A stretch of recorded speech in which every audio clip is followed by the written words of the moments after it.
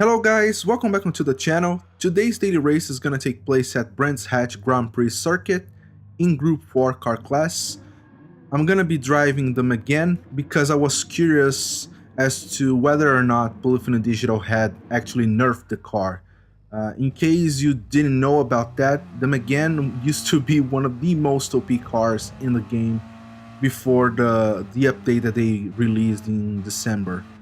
And according to the change log that they provided us, it listed as it listed this car as one of them being nerfed down. So I'm kind of curious to see, but I'm afraid that they didn't actually nerf it down. They did make it a little bit slower than it used to be, but aside from that, it's still the go-to car for most people. And whenever you're about to join a daily race and you check the rankings, you can be pretty sure that most of the top times are gonna be done in a Megane. So yeah, this car still remains a little bit OP in the game, and they need to nerf it down even further. But anyways, back into the race. We're in 16th place. As you could see from the beginning of the video, I didn't set a decent qualifying lap time, even though I ran a couple laps around this track before actually doing this race. But as I said many times before, I have a little bit of trouble knowing my way around this track properly. And as you could see, I went over the grass a little bit. I thought I was going to get a penalty. But I didn't. I just about managed to keep my car under control. At this moment, I thought I was gonna spin out. And as in the last video that I posted, the one that I'm driving, the Mazda RX-7 in Tokyo, I'm still using the counter assist on because I find that it makes the car a little bit easier to drive, and it feels like when you have this assist on, it feels like you're fighting less against the car, which is something great for me. I don't want to be battling against the car all the time. I want to feel that I'm actually in control of the car. There was an accident here with the Brazilian guy. He spun out and I got a position, and this Lamborghini is kind of slowing me down a little bit. He braked a little bit more than I would usually do over that section. This section here is one of the sections that I have the most trouble with. I can never quite figure out when to brake and when to start turning in to the corner. So we're in 13th place. We're about to overtake this Lamborghini. He backed out a little bit. He tried to go for a cutback, but it didn't work. I covered the inside, so I didn't give him enough space to overtake me over that section. So yeah, we are still maintaining our 12th position, the position that we just got. And now I'm just trying to reel this Ferrari in. And this race in general, yeah, in this Ferrari almost lost control, and of course we're gonna capitalize on that. But anyways, as I was gonna say, this race in general was a really interesting one because it started out almost at the back of the pack, and somehow I made a nice comeback. Not gonna finish in first, but I'm gonna get a lot of positions throughout this race. This is a long race, a 10-lap race, and this, I think the Lamborghini kind of rammed, not rammed, but we made contact a little bit, and that threw him off, and the other guy kind of screwed, messed his race. So we got 2 extra positions from that. We're up in 10th position. We still have a little bit over 7 laps left to go, and the first place is 13 seconds ahead of me. So I don't think, and I know that I sound overly negative when I say that, because it's kind of sounds like a lack of confidence in my skill, but it's mostly being as realistic as possible. With a 12-second gap, I don't think that's going to be possible for me to overtake him at any point during this race. The Canadian guy goes off the track, and of course we're going to get this position. So we're up in 9th place.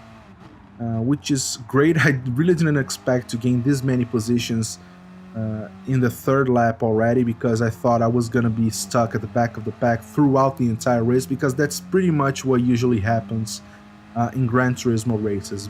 Basically, your qualifying lap time is what's going to dictate your finishing position. This guy lost a little bit of control, this BMW, and I'm going to go for an overtake.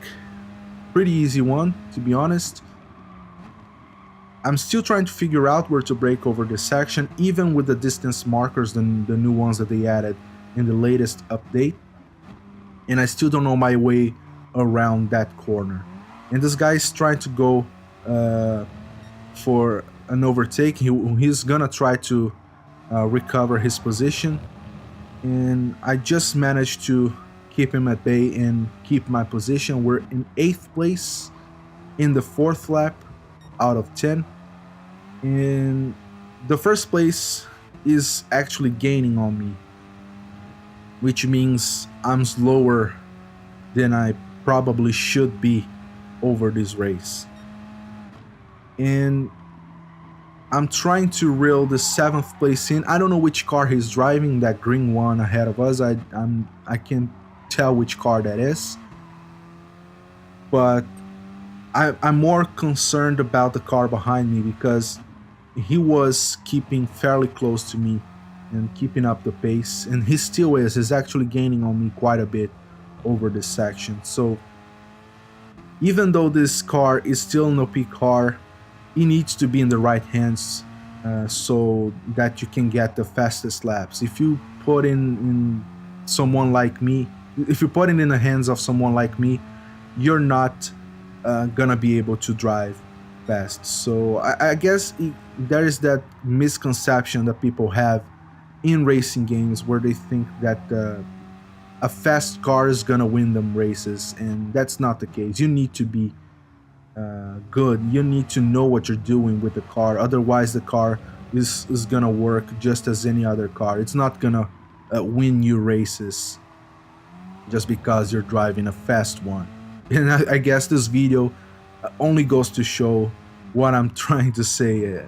I'm not taking advantage of the car at all. There are people who are able to go really fast in this car. So this car in front of us, I think this is a Volkswagen. Is this yeah, it's a Volkswagen. I don't know what happened to him, but he was ghosted out when I kind of started gaining on him. So I'm not even gonna bother trying to figure out what happened to him, because what matters is that we got the 7th position, and we still have half the race left to go. And I'm a little bit worried about this Volkswagen more than the BMW, because the BMW was all over the place, but this Volkswagen seemed to be fairly consistent throughout the race. So I think he has a chance of kind of getting his position back. Skipping ahead, you're gonna see that the guy in front of me is gonna make a mistake. He's gonna go off the track and kind of struggle to keep his car under control, and as a result is gonna lose a lot of speed. And of course, we're gonna get his position. So we're up in 6th place. We just crossed the line into the 7th lap, and I'm way ahead than I thought I was gonna be when I started out this race. And my experience tells me that if you start at the back of the pack, you have very little chance of gaining a couple of positions, because it pretty much dictates your finishing position. But as you can see in this video, yes, it is possible to gain a lot of positions even if you start at the back of the pack, if you are lucky enough to get matched up against people who are not that consistent in their driving skills. So as you can see on the right corner, where there is a list of my lap times, you can see that I'm keeping a fairly consistent pace throughout the lap, and it's kind of paying off, because I'm reeling a lot of these guys in and managing to get a lot of positions as a result.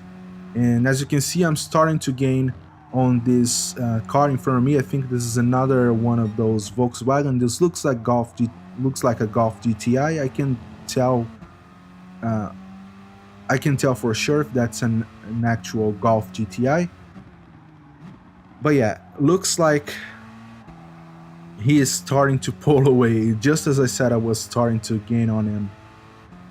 But what impresses me the most about this race is that usually the guy in the first place manages to kind of widen the gap really fast, because usually people in the first place are the fastest in the race. It's kind of obvious. They set the fastest lap time. But he's not gaining on me as much as I thought he would. I've had races where the first place finished with a 40-50 second gap, and as you can see, that's clearly not the case here. He's just 16 seconds ahead of me, which is a lot. Don't take me wrong, it's a lot, but it's not as much as I thought it would be. So we're up in the 8th lap. We're in 6th place, and I'm still trying to reel the 5th place in, but somehow I can't seem to be able to drive faster than he is driving on this track. Skipping ahead to the last lap of the race, I'm still in 6th place. I still haven't managed to reel the 5th place in. And as you can see on my lap times, I'm getting increasingly slower, and I guess that has something to do with the fact that my front tires are pretty much gone.